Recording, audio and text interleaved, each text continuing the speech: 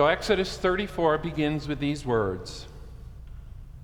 And the Lord said to Moses, "Cut 2 tablets of stone like the first ones, and I will write on these tablets the words that were on the first tablets, which you broke."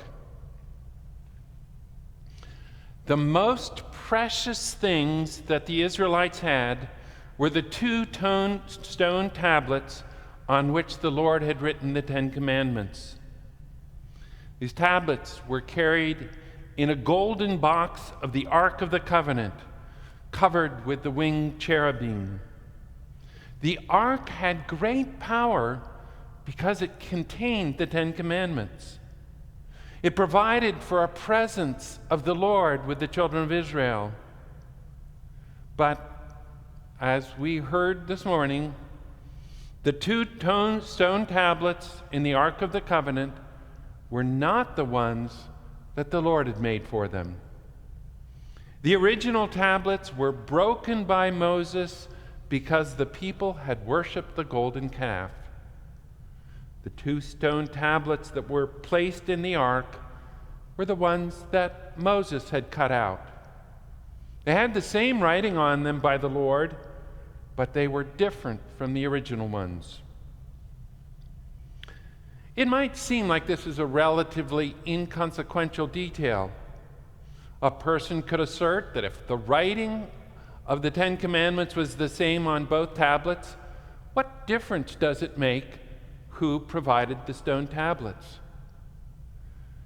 But no detail in the stories of the Old or New Testament exists without an underlying meaning that carries great wisdom. Moses being the source of the second set of stone tablets means that the most literal understanding of the word can lead a person to have terribly flawed ideas about the Lord and how he wants us to live our lives.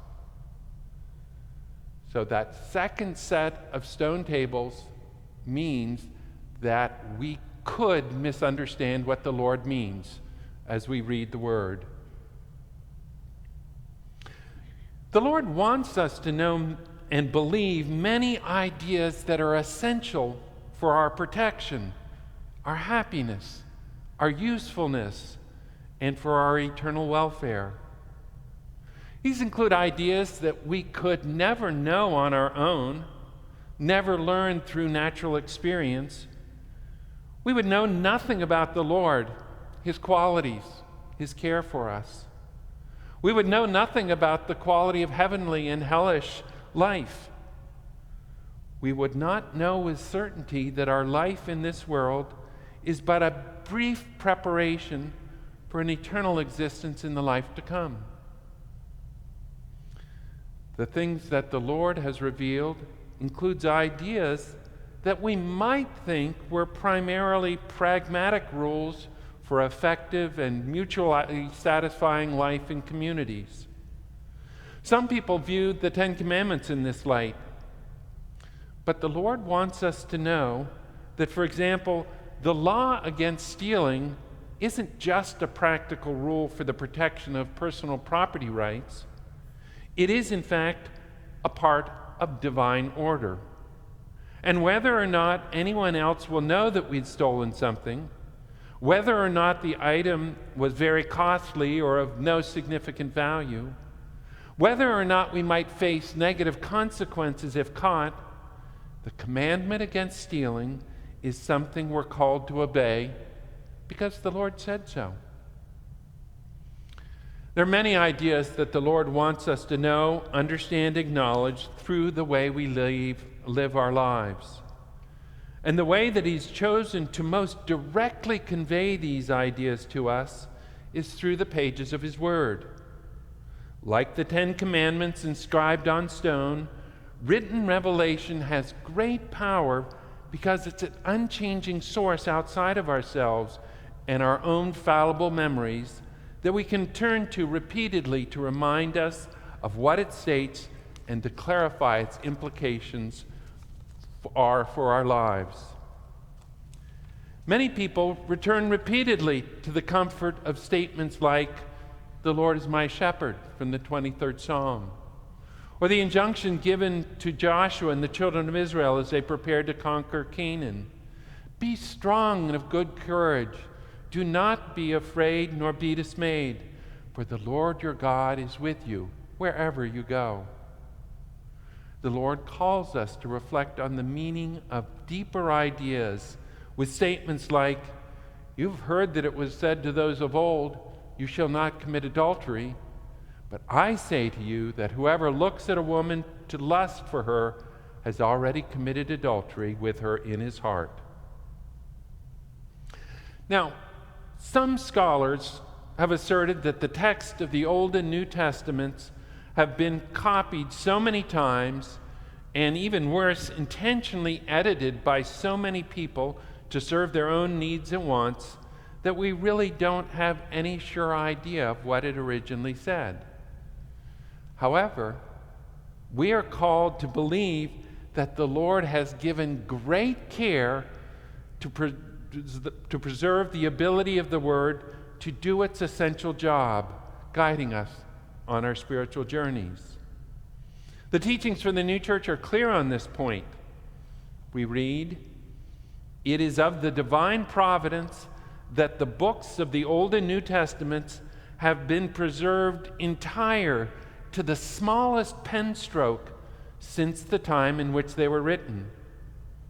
And by the care of many who have enumerated their tiniest particulars, this was provided by the Lord on account of the sanctity which is within each pen stroke, letter, word, and the thing they contain." There is, however, a significant problem faced by any written communication read by people of many levels of maturity, understanding, and over many centuries of time. The problem is that if people find the meaning of written communication so different from what they're inclined to believe, or just too obscure in its meaning, they tend to ignore it or give it little attention. There are things that the Lord could have put directly in written revelation that he does not, because they would not be accepted. He stated as much to his disciples when he said, "I still have many things to say to you, but you cannot bear them now. However, when he, the Spirit of truth, has come, he will guide you into all truth." Human reticence to attend to or accept divine truth as it might have been stated is the hidden secret behind why the first set of 10 Commandments were destroyed. The first set were cut by the Lord and written by him. The second set of tablets were cut by Moses, but still written on by the Lord.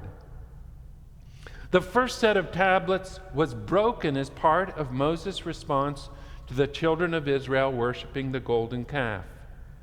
Concerning this event, we read, "Moses, breaking of the ones that had been made by Jehovah, when he saw that nation worshiping the golden calf in place of Jehovah, was providential,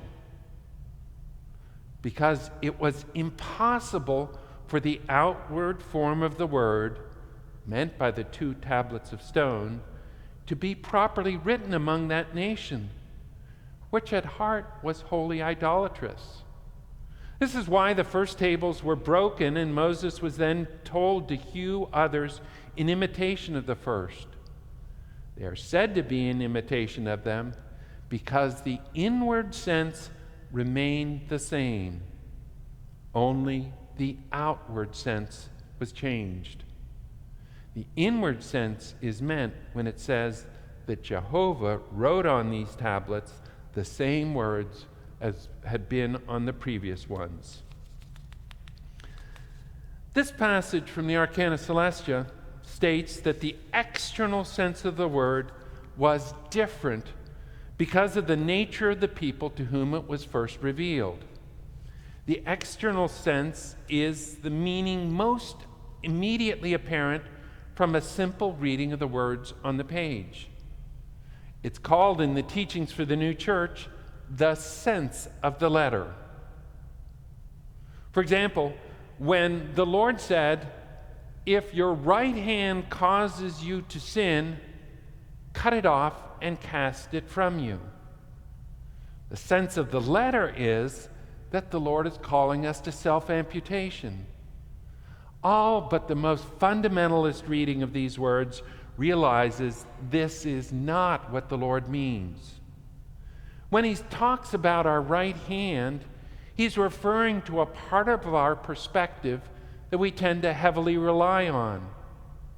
The Lord wants us to know that sometimes there are outlooks on life that we rely on and are inclined to make use of as commonly as our right hand that are in fact so dangerous to our eternal welfare that we need to absolutely separate ourselves from them.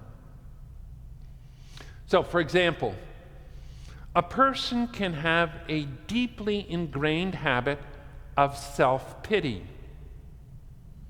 And this habit of self-pity inclines him to feel like a victim, to give himself special liberties to make up for what has or hasn't been done to or for him. And that inclines him to ignore or minimize anyone else's perspective, needs, or wants. This habit of self-pity may incline the person to justify breaking divine law. The person's thoughts may turn to it almost as often as he makes use of his right hand. He could hardly imagine life without this perspective. Nevertheless, the Lord warns that this person had better separate himself from this self-pity and cast it from his thoughts, words, and deeds, or his whole life will be corrupted by it. The person who never thinks further than the sense of the letter of the word can be a spiritually foolish individual, no matter how much he reads the word.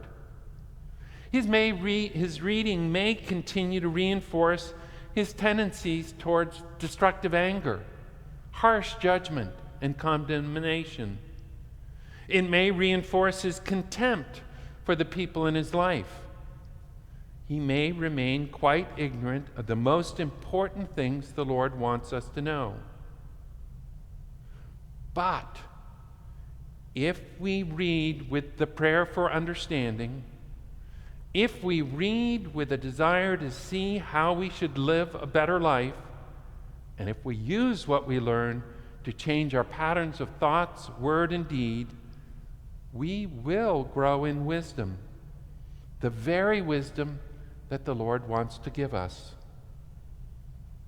The Lord wants us to know the truth, but interior and deeper truths are not at first received by anyone. The reason is stated in the following passage.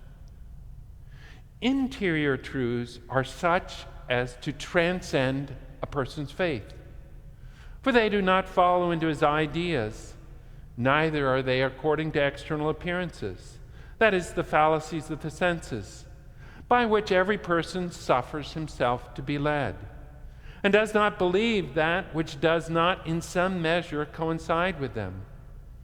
For example, unless heavenly and spiritual affections were described by means of such things as belong to worldly and bodily affections, a person would not perceive anything. For he is in these affections, and therefore is capable of having some notion of heavenly and spiritual affections, when nevertheless they're different, or as distinct from each other as heaven is from earth. For instance, in regard to the glory of heaven, or of the angels in heaven, unless a person formed for himself an idea of the glory of heaven in accordance with the idea of glory in the world, he would not understand the matter, thus neither would he acknowledge it. Moses destroyed the first tablets of stone and cut new ones. The external quality of the word would be different if the people could have, or even at the present day, could at first receive in any other way.